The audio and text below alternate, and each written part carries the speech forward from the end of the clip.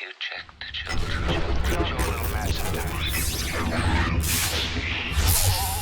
Hi, I'm Chucky. Wanna play? Sometimes that is better. You're gonna need a bigger boat.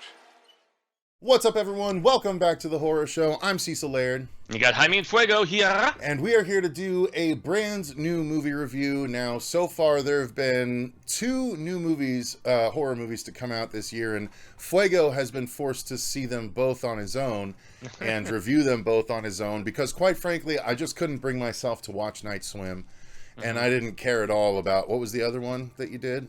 I did Poor Things, but that was before the end of the year. No. There was another horror one that you saw, though, after Night Swim, wasn't there? Oh yeah, ISS. Although that ISS, was yeah. sci-fi thriller. Well, it was either ISS or Founders Day, right? So yeah, that's right. Yeah. And suffice it to say, you chose wisely. yeah, suffice it to say, the first three movies that are horror adjacent were not great.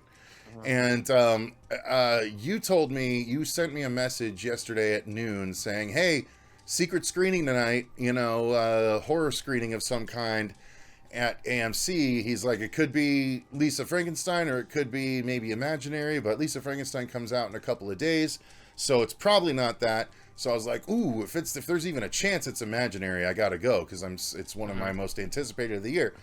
And then the credits started rolling. I was like, this does not look like it's going to be Imaginary. And it turned out to be Lisa Frankenstein, the newest Diablo Cody vehicle. And I gotta say, my initial thoughts / opinion, I'll give you my hacky one-line review that I put on Twitter. I saw it. Which was, Diablo Cody fails to resurrect a good time with Lisa Frankenstein. And that's because Diablo Cody's been writing the same kind of fucking movies for 20 years at this point. Like, she started off writing Juno and then writing Jennifer's Body, both of which are about high school girls. And here we are, 20 plus years later, she's still writing about high school girls. And it's so plain to me that it's not a nowadays voice. And this movie, Lisa Frankenstein, is just 2024's Warm Bodies, but done shittier. So I was not, suffice it to say, a fan of this movie, Fuego. And I started off hopeful because I actually wrote in my phone two of the jokes that happened early on. I was like, oh shit, if it's going to be of this quality, I'm going to start to write down things that I like. And those two things were the two things I wrote down. There was literally nothing else worth me writing down that I liked in the rest of the movie. So that's where I'm coming from. How about you? I can feel you there, but not as far as I'm my still opinion pissed, goes. and it's Yeah, fucking I 12 can tell. hours later. I can tell. Well, to give Diablo a fair shake, so she is an Oscar-nominated screenwriter, but it was Oscar-nominated for what?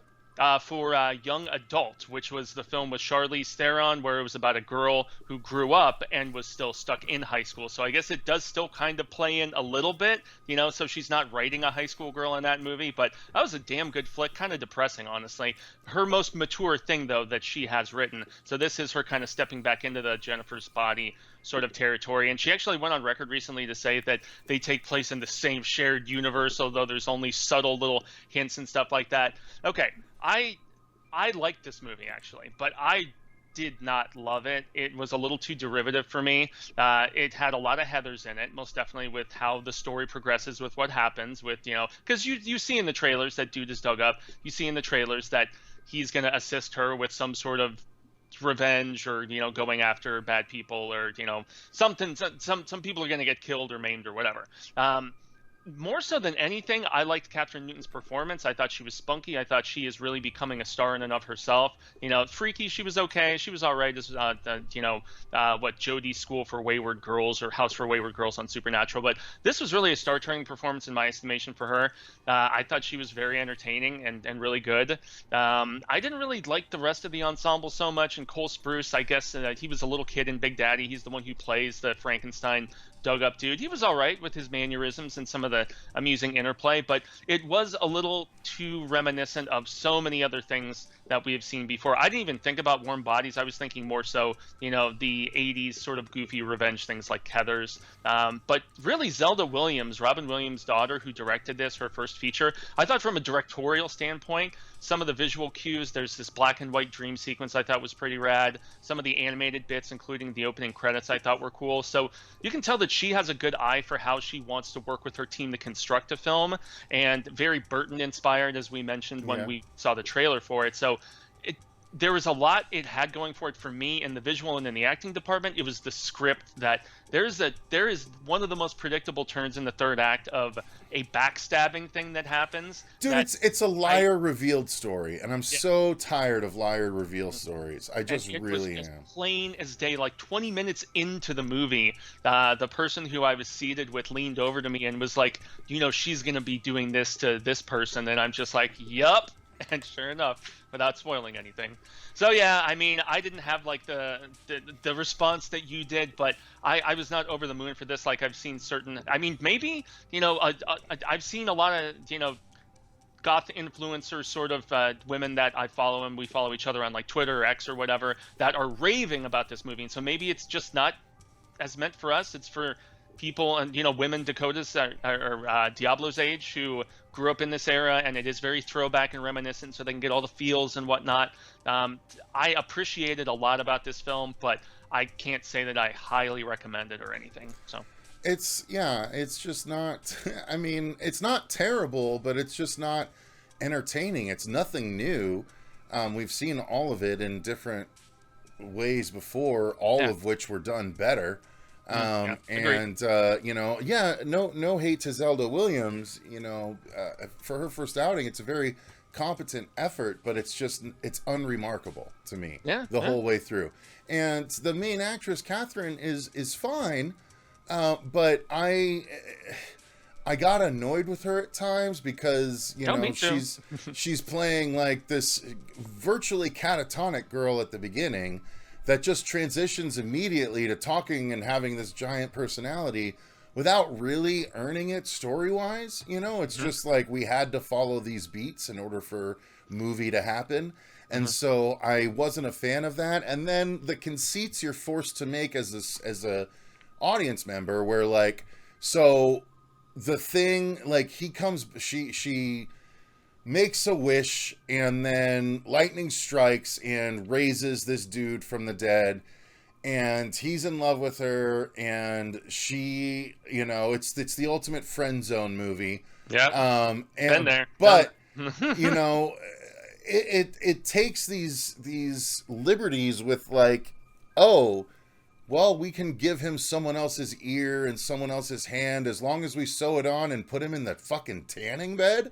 The tanning bed, which, by the way, unsinks his eyes and his cheeks, makes him ungaunt. No, that's not what tanning beds do. You know, like he turns nitpicking. Checking your brain in at the door to a degree. I mean, come on. He looks more and more human every trip in the tanning bed. That's not what tanning beds do. Yeah, that was they change colors. And that's it. Like, it doesn't reinvigorate someone. He's not fucking Superman being powered by the lights. To the hand and the ear. Well, but still, making him more and more alive with each trip to the tanning bed is just fucking stupid. It's stupid. It's like, this is dumb. And then it ends. Like, it ends how it needs to end, I guess, you know, but I don't feel like it earned it, personally. No. That was one of my big issues with it. And, you know, all of my issues... It's like, this is the response. Like, no, just go somewhere else. Yeah. And like, flee.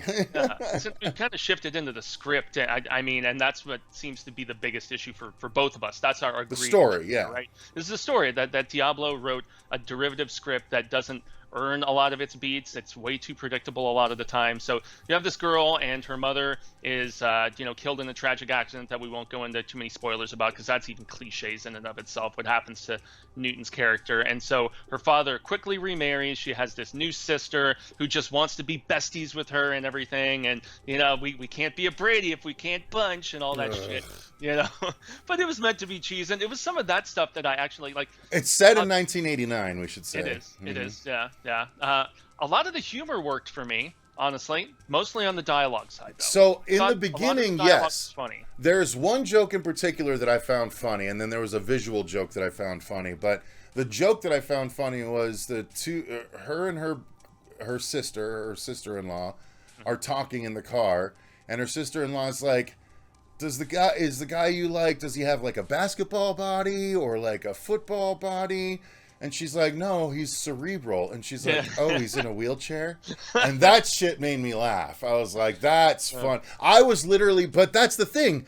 I laughed out loud, and I was the only one of like the 8 people in the theater that laughed out loud. So I had to like cotton it with like, that's so stupid, you know, like, and quiet down. And then I didn't laugh again through the whole thing. The other joke that I liked was a visual one where like a girl is asking the sister about the history of Lisa. And she's like telling the story of how Lisa's mom was killed when she was a little girl. And every time they cut back to the person she's telling the story to, there's another person there. More of them, Every single time we cut back, there's another person there.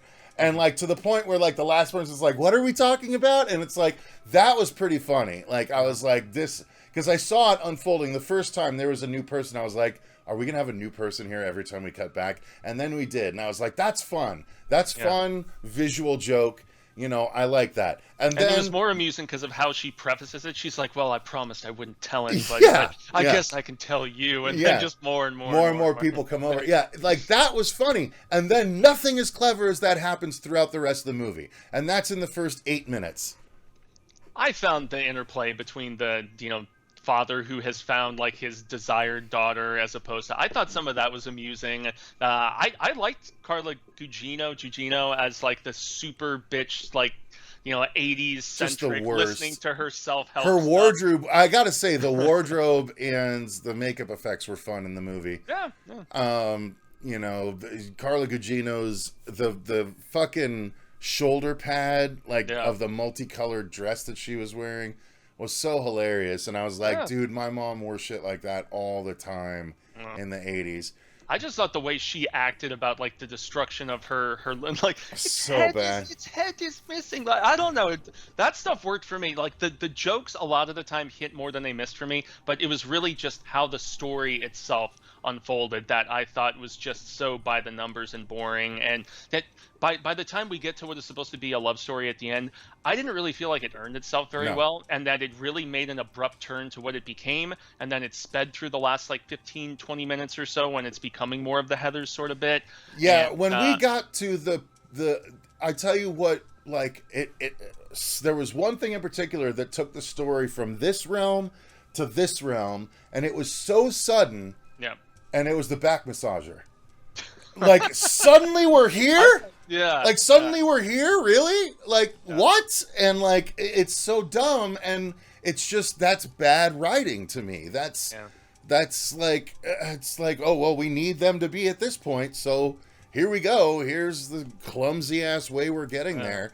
And the fact that it went, that's where I feel like Diablo also had trouble juggling the tones too. Mm-hmm. And maybe that was even to Zelda's fault as well with how she directed these actors to go about it, because even in some of the scenes where it's supposed to be tender and like the romance is really ramping up near the end of the film, it still felt goofy to me. And I'm like, is it intentionally supposed to feel this black comedy silly, or like where a piece of somebody's body gets lopped off near the end, and then when you find out what they're going to do with it, and I knew exactly. I knew exactly too. I was like, boy. Because they totally, they gave you every indication as to what was going to happen, and then when you realize how into it she is, and I was just like, they're trying to be funny here, right? And then I'm like, maybe they are trying to be heartfelt with how they shot that scene, and I was laughing at that scene that's supposed to be like this tender scene between the two of them. I was cracking up in the theater, and I even had 2 people seated beside me that were looking at me like this, like, aren't you like realizing how sweet this is supposed to be? I'm like, no, this is tender. You're ruining the moment. She's sewing something on. Like, God. Well, no, the afterwards with Yeah, the no, I get you. and everything, and I was just like, so. And I where- can't fight this feeling anymore. The way she started singing it and like dancing around, that was bits with her that I thought, I'm like, okay, she's got star potential, she's got charisma, she's got spunk, she's I funny. tell you what made me laugh was like, "Ugh, are you crying again?" Ugh. Like that bit actually got me. That bit was funny to me. Oh, it smells like a public restroom that's been out in the sun. Yeah, in the sun. So yeah, some of the humor worked for me, man. But once again, the story was my biggest problem with this, and what I think is going to just leave a lot of people. And also the fact that this is not a horror movie. There's like we've talked many times. But no, it's you know what? Let's not. It's You don't even want to split hairs like no. that. I mean, well, I'm just saying you can say it's not a horror movie, but this is based in horror movies. Yeah. Like it's a horror comedy, 100%. I just always Fucking people die. There's body parts. Like it's a horror movie. Yeah, I mean, I just always think of it more as like there's comedy movies that have horror elements to them, and then horror movies with comedy elements. It's a horror comedy. Like you don't it have is to what it is. You know, like I feel you there. there's no real point in like trying to differentiate between is it a Which comedy has with a higher horror elements or a horror with comedy elements. Tell you what, they're both horror and comedy in their descriptions, thus they're horror comedies. And You with know a what I little mean? bit of romance, yeah. Yeah, well, yeah, and there's absolutely there's romance, just not earned at all. Yeah. So I mean, let's. I think we hit acting. We hit acting. We Yeah. hit. Well, I mean, we hit some of the acting. Some of the acting's okay. There's a couple that are a little, but not a ton. I think calling a character Taffy was fucking a detriment because every time they referred to this well put together teenage girl that apparently has a rack that they focused on, you know, like calling her Taffy. Although calling her Taffy allowed for one line that actually rung home where, like, you know, Lisa asked her, "Are you okay?" And she's like, "Oh, you know, I'm fine. I'm just Laffy Taffy." And I was like, that's actually a lot deeper than people would give it credit for. Like, you know, that she takes on this Laffy Taffy persona, but she's actually nowhere near okay on the inside. But the movie doesn't touch on that at all. That was just headcanon for me. I was like, damn, that feels like a line that's deeper than we're gonna get, and I was right. She does have her moment at the end of the movie where something happens to another character where she's just traumatized, and she sold it pretty well, I think. Yeah, you know, that's I where agree. the movie was trying to be suddenly serious too, and that's back to Suddenly serious. Sorry. where it had trouble juggling tone some of the time because it wanted to be dark comedy, and then it wanted to be, you know, a little more romantic, and then it wanted to be a little more serious and tragic and whatnot. As far as And then all of a sudden it's Romeo and Juliet, and it's like, why are we here? How did we get here? there is a supporting character who is the love interest of the guy that Catherine Newton is pining for. Which one did Cole Sprouse the other play? goth girl. So Cole Sprouse was the so he was a little kid in Big Daddy. He's also on Riverdale, I guess. No, playing Cole Jughead. Sprouse I know because I watch Alex Myers' channel. No. If Yeah, you guys yeah, have ever seen Alex Myers, he breaks down a lot of Disney like teen shit, and like Cole and Dylan Sprouse, I guess they're brothers. They're like heartthrobs in that world. And so as soon as I saw Cole Sprouse, I was like, oh shit, Alex Myers is going to cover this movie at some point. I can't wait. He was the dead dude. He was the dead dude. Okay, so who played the other one? Was it his brother Dylan? I wouldn't be surprised. Who was the blonde kid? Maybe that, you know, maybe Did Cole play both? Like, no. Could he have? I don't know. I don't know him well enough. Like, I don't know. Let's. And they don't have it listed, and that I guess if I looked Really, on they don't list the cast on IMDb? well, I'm not on IMDb. I was on the wiki. Wouldn't that be funny if he played both? I honestly, maybe he did. That would be kind of an interesting yin and yang because they were never on screen together. Right. Oh, come on, guys. Why is it? I can try and look it up. Okay, all it says is the creature. So, yeah. So, and I'm assuming there was somebody else playing that other. Okay. All right. The handsome poet dude who she was pining over, but no. So there is this other girl who she kind of cops her style and starts becoming goth. Mm-hmm. Yeah, the one who gives her the psychedelic drink at the very beginning of the movie, and that girl just has it out for her. And there is this interrogation scene with the principal and stuff where she's just talking shit to her, and she's like flipping her off on the sly in another scene. Like, I don't know, even though that girl was only in a few scenes, I thought she stole them. And was she wasn't developed enough. Honestly, it slipped by me so quick that she was the drink person, but like yeah. So it just everything happened a little too fast. I mean, it was a competently made movie. Zelda Williams did a fine job as the director. It's just they're all limited by the script that they're working with, and the script that they were working with was not good in my estimation. Yep, I'm right there with you, man. Right there with you. So there you go, guys. That's going to do it for our thoughts on Lisa Frankenstein. It's the first new horror movie of the year that I've seen. And I am not looking forward to the ones that I missed, but I will have to watch them for the eventual end of the year thingy. But, oh man, the fact that I was like so excited for it to be a surprise screening of Imaginary. The first trailer they showed was Imaginary, and we had been told there'd be no trailers. So Imaginary came up, and I was like, oh, they're just going to show you the trailer of the movie and then show you the movie. I was like, okay, cool. And then it kept showing trailers, and I was like, God damn it. Aww. And then the title credits start, and I'm like, there's no way this is Imaginary. This is probably fucking, yep, there it is. Frankenstein, Lisa. Yeah. Oh, boy. Lisa Frankenstein. Yes, very cleverly titled, right? So. All right, so there you go, guys. That's going to do it for our review of Lisa Frankenstein. Let us know in the comments down below if you've seen it. What are your thoughts? Or if you haven't seen it, do you care? Are you interested? Have we swayed you one way or another? I'd be curious to know y'all's thoughts. Thank you very much for watching, though. Until next time. Oh, thank you to all of our patrons for supporting the channel. We greatly appreciate each and every one of you. Until next time, though, I've been Cecil Laird. And Kristopher, Jaime Fuego. And remember, stay scared.